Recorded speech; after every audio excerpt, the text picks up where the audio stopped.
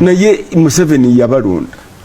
Mwebaze okulaba nti ne mu entertainment waliwo abasaano okukola mu government. Mbadde nsaba naawe omwebaze. Nze Alex Mukulu nnyo obutwa bw'emmese n'enfa. Nnyo obutwa bw'emmese n'enfa. Akatambi ako ka Alex Mukulu yali ne Danston Busulwa ku mukutu ogwa BBS. Era bali bamugamba asiime President Museveni okulonda abayimbi nga Eddie Kenzo we bamuwera obwa presidential advisor ku creative. Alex Mukulu yagamba wakiri nnyo obutwa n'enfa nenga simwebaziza, meaning that ekyali kikoleddwa yali takisiimye. Jukira Mwami Museveni yakuwa obwa advisor nenga toyina magezi gogenda muwa ne bwogamuwa taba willing gakozesa. Kitalo nnyo nti omusajja oyo avudde mu bulamu bw'ensi olunaku olwaleero. Alex Mukulu afudde. Tugenda kwetegereza ku bulamu bwa Alex Mukulu. Nzikiriza nsooke nkuwe katambi kano nako kake then tukomewo. Simanyi oba Bobby mwali oba taliimu, naye abenga mwali oba nga taliimu. Nze kyenkugamba amagezi ag'ekiyaki Bobby gaalina ge magezi omuyeekera gaakozesa. Bonna tactics zezimu, survival instinct yemu, strategies zezimu. Zizimu olowooza senga takwatibwanga. Anti wuliriza naye nanti naye afuuka mmese. Yerwanako naye. Kakati naye alina obukuddu ateeka okwerwanako. So leka gamba nti taliimu oba mwali. Ayinza okuba nga taliimu, ate ayinza okuba nga mwali. Naye waba mwali nze kyeggamba nti survival y'abantu abo bonna abayeekera, abayaayi, owulidde? Polisi kyaki? Yes, genda anti Bobby anti bamuyita muyaayi olw'okuba yakulira mu ki mu ghetto. Naye survival ya ghetto n'ey'omu nsi. Alex Mukulu yali agezaako okutulaga nti Mwami Museveni abantu bamutuuma bingi, afuuka kapa, afuuka simanya biki, afuuka ebisolo. Naye obukodyo bwe yayitamu ne Kyagulanyi bwe yakozesa okufuluma eggwanga lino. Tugenda kutambula tutunulye ku bulamu bwa Alex Mukulu, emyaka gy'amaze ku nsi, emizannyo gy'azannye, biki by'azaakola, ebimufudde omulala ow'enjawulo, byonna tugenda bitunuulira mu mboozi eno. Olunaku olwaleero tutegeezeddwako nti waliwo reshuffle ekoleddwa mu magye, waliwo enkyukakyuka ezikoleddwa Namutayiika, so nga ate era mu kiseera kye kimu bali mu kubeera nga bakyusa n'olukalala lufulumye olw'abo abajaasi oba abasirikale abagenda okuwummuzibwa ab'amadaala ag'owaggulu, bano nga bakulembeddwamu General Katumba Wamala n'abalala 18 bagenda kubeera nga bawummuzibwa. Byonna tugenda kubeera nga tubitunuulira mu mboozi yaffe. Nzikiriza ebyo ne by'otawulidde tugenda kubeera nga tubikuwa. Kankole bwe nti nzije tutandikira. DPTV Uganda, Dawn People Television. Kale mbaanirizaako mikwano gyaffe yonna gye musinziira okubeera nga mutulaba. Mwebale nnyo, mwebalire ddala okubeera nga mutwegasseeko nate akadde kano kennyini. Kye mukola kya muwendo era njagala bagamba nti temujjanga okwo. Omubaka oba yaliko omubaka Odongoto avuddeyo n'agamba gavumenti nti dwaki temukwata Robert Kyagulanyi Ssentamu ne mumuwa okubeera ambasada oba minisita ow'ensonga ez'amawanga ag'ebweru. Gwe munnayuganda kino okiwulira otya? Odongoto asuggestinga nti Mwami Museveni akwate Robert Kyagulanyi Ssentamu amuwe minisitule ekwasaganya ku nsonga z'amawanga ag'ebweru. gwe kikugira kitya matu ng'omuwagizi wa Kyagulanyi n'ayagaliza Uganda emirembe. Gambe bingi tubirina. Video nja kusaba ogimpere like eyakatwegattako genda mu maaso n'okubeera ng'ate osubscribinga. Yenze Sajjime mukutu gwa DPTV Uganda, nzikiriza nkutegeeze ku Sheikh Ashraf omusomi ate era omulombi wa dduwa. Munoonyeeko gwe ayina ebizibu ebyenjawulo asobole okubeera ng'akuyamba mu ebyo ebikutaataaganya, ebikusumbuwa n'ebyo ebikusuza ng'ogugumuka oba ebikusuza nga okukunadde nga lumonde mu kikata. Byonna Sheikh Ashraf mukubire ku namba y'essimu bimubuulire yesembye 711 asobole okubeera ng'akuyamba. Weebake weegolole bwantoogo. Kale kanveeyo nkutegeeze ku Lewis LJ tukola ebitabo kwaya zonna. Buli kitabo ky'owulira ng'oyagala kyo kyakwata mu ngalo nga kiriko mannyago kiriko kifaananyi kyo biki by'okyagalako oba by'abaana b'okudda ku masomero naawe ow'amasomero ng'oyagala ebitabo bino bibeereko baaji y'essomero lyo tukubireko tubikolere mu bungi bw'oyagala. Tetukola bitabo byokka, tukola ne liquid soap ono mu kala ez'enjawulo, akawoowo, ekyovu tukubireko tusobole okubeera nga tukuwa tusobole delivaringa mu bitundu bya Uganda ebyenjawulo. Gwayagala okuyiga okukola ebitabo n'ayagala okuyiga okukola liquid tukubire ku namba eyesembe 237 eri ku screen. Tusangibwa Salama Road. Tukubireko ojje oyiga omulimu gw'omutwe. Nzikiriza nveeyo tusobole okubeera nga twolekera. Katandike n'amawulire agatali malungi agakagwawo eri eggwanga gega Alex Mukulu avudde mu bulamu bw'ensi eno olunaku olwaleero. Kitalo nnyo, kitalo nnyo, kitalo ddala. Mu Uganda mulimu ebizibu oba ekizibu nti abantu abakuze mu myaka tebakyayagala kwogera ku byabufuzi kyokka nga bingi bye bamanyi bye basobola okuluŋŋamya abato oba abavubuka. Naye mu abo abasirikidde amagezi, abasirikidde okumanya, Alex Mukulu tabadde mu abo.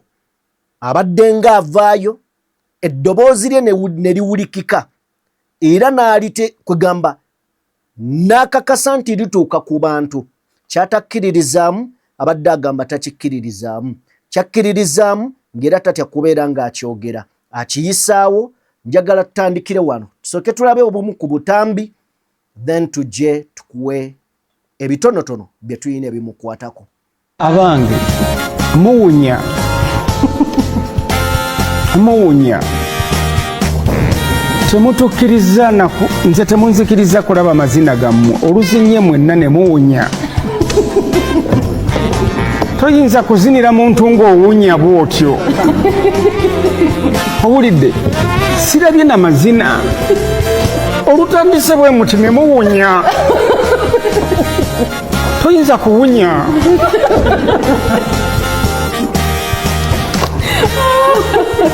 Toyinza kuzinira muntu ng'owunya. Mulekeraawo okuwunya. Kyekyo musale amagezi ebbombo ebbombo munaabe ebbombo. Kitusale tutya tubasale tutya nga bawunya. Bakitegedde ebbombo emyaka gye balimu gya kivubuka kavubuka gyali naye toyinza kuzinira muntu ng'owunya. bakitegedde Mwiraba.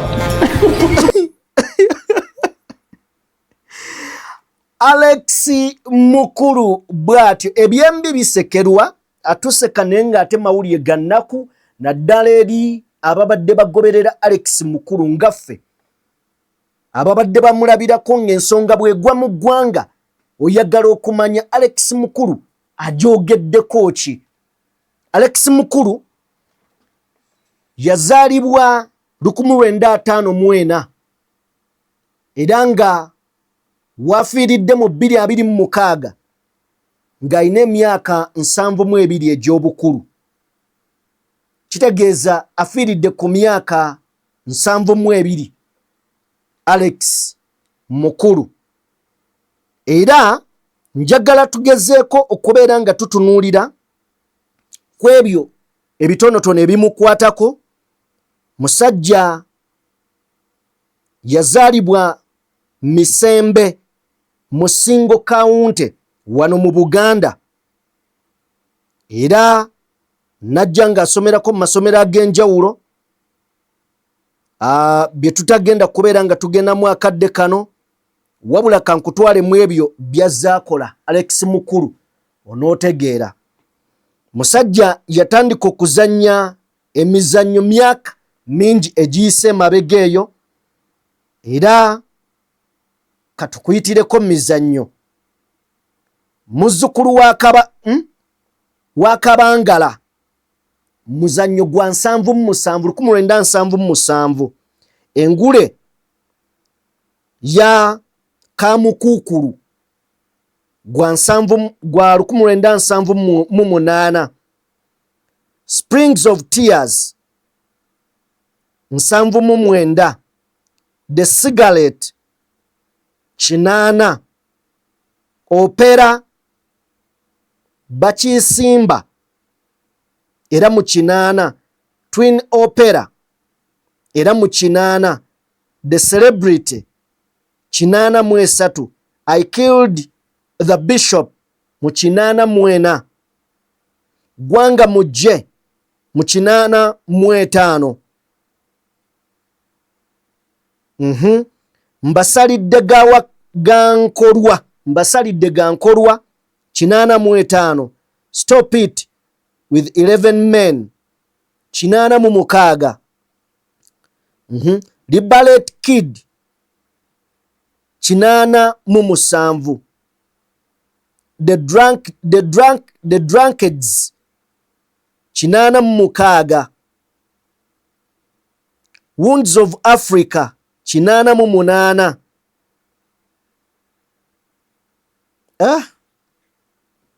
30 Years of Bananas 91 Excuse Me Nzungu mu 92 The Guest of Honor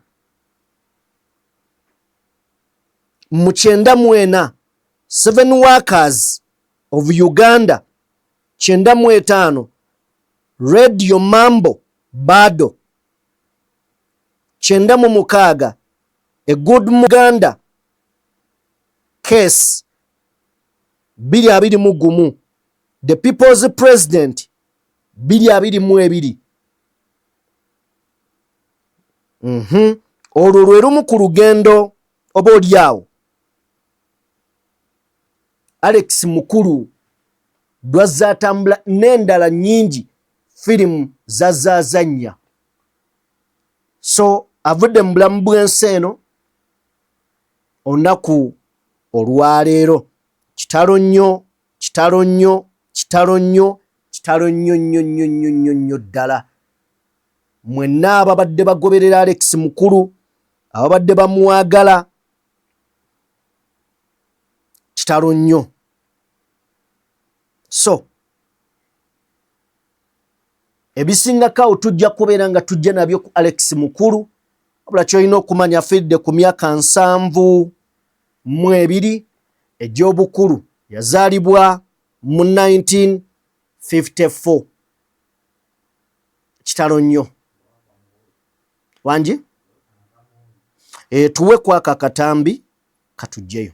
Nze nno simumanyi Geno Muhoozi. Nze simumanyi. Tomumanyi? Nze simumanyi, manyi Mugulu Museveni. Ye CDF so. Ani CDF? W'eggwanga. Ani? Muhoozi Kainerugaba. Nze mbadde simumanyi. Ku myaka gy'oliko tunula mu kamera abantu abo balimbe. Nti ki? Abange Muhoozi ffe bwe twasoma nga bakubuuza minisita wagundi ng'omumanyi owa defense ng'amalako n'emyaka 40 mu parliament nga bakubuuza ne mu bigezo nti ani DC w'egimbi nga bayinza okikola ki naye ennaku zino tukyasobola kumanya DC yani oba waawa oba waawa ba CDF nze simanyi ba CDF bali bameka gobonya osebo w'eggwanga ali omu abeera omu ye okay ye Muhoozi Kainerugaba. Kale Mungu omwoyo gwo agumuze mirembe Alex Mukulu akusonyiwe akusasire ebyakusobako wonna we wasobya mu kumanya oba mu butamanya. Nkyeddeŋŋana buli lunaku tuli baana b'abantu tusobya mu kumanya ne mu butamanya. Kale nno tusaba Mukama akuyinako obuyinza akulamuze ekisa ku ebyo ebyakusobako oba olyawo naffe eryo lyekkubo gye tujja just enjawulo kusookayo busoosi ne bw'otuukayo tuloopere bw'ofuna omukisa Mukama mugambe kyolese eno tuyinza okugamba nti towummula si bwe kiri bannaye ne gyagenza ayimirye ku byabadde akkiririzaamu kitalo nnyo nnyini ddala. Kale tuveeyo tugendeko eri omubaka Odongo Oto oba yaliko omubaka kuba kati yavaayo mu Parliament. Odongo Oto yavuddeyoko baddeko programu emu n'agamba nti Dwachi Mwami Museveni takwata Kyagulanyi Ssentamu namufuula either minister w'ensonga z'amawanga ag'ebweru. Nzikiriza tusooke tubirabe nga tugiraba bw'ombuulira endowoozayo mutwe. Majoritarianism is wrong. The fact that you are a majority does not in any way mean you are right. I can be alone, but I am right. You can be 1,000 and wrong. So I think the winner takes all system is bad. We need to have Honorable Dombo. We need to have a fairly exclusive government. I challenge President Museveni. Why can't you appoint Bobby Wine Minister for Foreign Affairs and let him decline? And it will heal Ugandans. And President Museveni will give you an answer and say, I appointed Beatrice Anyoa before she belonged to NRM. I appointed Betty Kamya. Yes, I appointed Betty Kamya. I appointed Norbert Mao, who is a leader of an opposition political party. He will tell you, I appointed Betty Amonge. I have appointed many from the opposition. They're in my cabinet. I appointed Henry Tumukunde, who contested against me. Mangusha, you see, President Museveni, to appoint you, you first have to convert from blue or to be yellow. We want you to appoint people and they maintain their distinctiveness. Being a guerrilla fighter, he believes in loyalty. Loyalty is the first password. So I would challenge government. This is the time that you even need, like Yusuf Sibambi, Bobby Wine, you need to crisscross and get opposition figures. Wiru Paul, I would not have a problem with. Do you really believe that Bobby Wine would accept an appointment into M7 government after losing to him in the last election and the previous one? And that one you need to ask. Odongo Oto agamba nti China buzibu ki okwapointinga Yusuf Nsibambi oba Bobby Wine mu bifo ebyenkizo mu gavumenti. Waliwo bamubuuliza nti Mwami Museveni ne asobola okuvaayo n'akugamba nti nina bennapointinga nga Beatrice Anywa, Norbert Mao, ani omulala awo omulala abaddaani. Odongo Oto n'agamba nti obuzibu obuliwo Mwami Museveni okwapointinga amala kukakasa nti gwe okyusa okuva mu Greenwood Mau n'ofuuka wa yellow. Then ne bamubuuza nti singa agezaako n'aba appointing abo olowooza bayinza okukkiriza bakolere wansi we? Bayinza okukkiriza bakolere wansi we? Kibadde nakyo nno kibuuzo kikulu, kubanga simanyi bw'ogamba Robert Kyagulanyi Ssentamu nti hey, Mwami Museveni akuwadde obwa minisita, gwe minisita w'ensonga z'amawanga g'ebweru, oba kale akuwadde obwa ambasada, bwa ambasada wa Uganda mu ggwanga erya America. Mwana okitunulamu gwe olaba kijja kisoboka. Tumi ndaba ng'ekizibu, naye of course ebadde ndowooza ya Odongoto. Naawe mpe ndowoozayo bwe butya bw'olowooza ku nteekateeka oba ku ndowooza eyo nga bw'agyogedde. Katuveeyo then tugende mu ggye ly'eggwanga the UPDF. Waliwo enkyukakyuka ezikoleddwa. Enkyukakyuka zino ezikoleddwa mu ggye ly'eggwanga, waliwo be baggyeemu ne bayingiza abalala. Ensonga lwaki baggyeemu ne bayingiza, waliwo be bawummuza abawummudde, so nga babadde balina okuzza mu bifo byabwe. Katusooke tuyitemu ku bifo ebikyuse. UPDF command reshuffle. The UPDF has announced the reshuffle of senior commanders with several changes taking immediate effect. Major General Joseph Ssemwanga has been appointed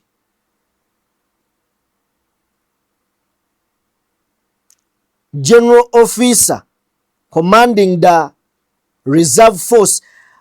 Ssemwanga oba Major General Ssemwanga ono bamu appointinze era agenda kubeera nga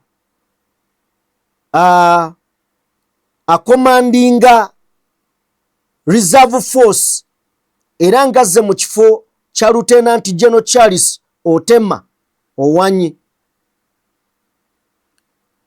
Ne bagenda mu maaso n'okubeera ono agenda kubeera nga awummula next week, Otema Owanyi. So kati bazzizaawo oli amanyiddwa nga Joseph Ssemwanga. Major General Felix Busizori ono abadde komanda ow'ekibinja ekyokuna 4th Division, kati ono afuuse commander of the Land Forces. Major General Wilberforce Serunkuuma previously abadde commander wa 3rd Unit oba ekibinja ekyokusatu, kati yafuuse commander owa 4th Unit. Brigadier General Michael ono abadde deputy commander ow'ekibinja ekisooka 1st Division, 1st Infantry Division, ekibinja ekyokuttaka oba ekyamagye ag'okuttaka ekisooka. Kakati afuuse komanda ow'ekibinja ekyamagye ag'okuttaka ekyokusatu. The appointees and transfers takes immediate effect according to Chris Magezi.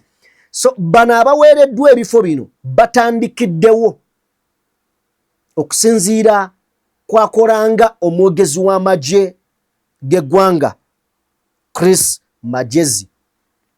So batandikiddewo. Yes, enkyukakyuka zo zikoleddwa. Now ne tujja waliwo abagenda okuwummula. Ne mubali be bakyusiza mu bifo, abamu balitayali ebbanga lyabwe liweddeyo bawummuzibwa. Kati katutunuulire ku bawummuzibwa. Eggye ly'eggwanga erya UPDF lifulumizza olukalala lw'abajaasi ab'amadaala ag'owaggulu 19 abagenda okubeera nga bawummuzibwa mu butongole week etandika enkya. Asookedde ddala ye General Edward Katumba Wamala y'omu ku bagenda okuwummula. Lieutenant General Charles Otim Awanyi y'oli gwe tugambyeko wali gwe bakyusizza. Major General Abel Kandiho naye agenda kubeera nga awummuzibwa. Lieutenant General Charles Angina naye agenda kubeera nga retiringa. Major General Godfrey Katsingazi naye Katsingazi tumusiime naye agenda kubeera nga awummula. Major General Apollo Kasita Gawa naye agenda kummula. Major General Eric Chanda agenda beera nga awummula. Brigadier General Edison Muhanguzi naye agenda kubeera nga awummula. Brigadier General Sam Omara agenda beera nga awummula. Brigadier General Fred Zache naye agenda kubeera nga awummuzibwa. Brigadier General Fred Lugadia Akiki naye agenda kubeera nga awummuzibwa. Brigadier General Patrick Mwesije naye ali ku listi y'abagenda okuwummula oba okulitayalinga. Brigadier General Stefan Tumwesije Kashere naye y'omu ku eyo listi. Brigadier General Samson Nicholas Ochan naye ali ku eyo listi. Brigadier General Midland K. Bitumbika y'omu ku abo abagenda okubeera nga bawummula. Brigadier General Charles Bakahumura Major General Charles Bakahumura wa 17 naye agenda kubeera nga awummula. Brigadier General Charles Asimwe Kahangire y'omu ku abo abagenda okubeera nga bawummuzibwa. Ne Brigadier General Syria Mawa Muhindo yeyo listi y'abantu 19 abagenda okubeera nga bawummuzibwa. Butereevu nnyo nnyini ddala. Bintu bwe bityo bwe biri. Ejje liri mu kukolamu ku nkyukakyuka awo katono mu ngeri emu oba endala baganda bange. So byebyo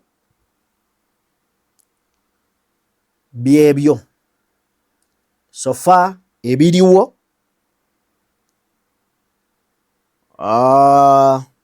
Amagye gali mu kukolamu ku nkyukakyuka. Bwe gaba gakolamu ku nkyukakyuka twalabye recruitment egenda mu maaso. Waliwo ekiwandiiko kye nabadde njagala okuyitamu. Ekiwandiiko ky'abano abagenda Gaza. Gaza eyo nno nayo ebintu si birungi ebyo. Nalabyeko ku General Sejjusa ekiwandiiko kyeyaleese. I think tugenda kujja n'ekiwandiiko ekyo kya General Sejjusa. Tugenda kujja nakyo tukinyumye. Tukyogereko naawe owulire ensonga ziyawadde. Kuba tasemba kyajje lya ggwanga dditwala eyo. Ensonga ezo tugenda kujja nazo. Mutukkirize. Tubateere wano kabadde kampimpi naye twagadde byonna mujje musooke mubimanye. Ku lwa Katonda n'ensi yange yenze Sajjime Morgan ali ku lenzi yabadde ku mapeesa. Mubeere bulungi mweraba.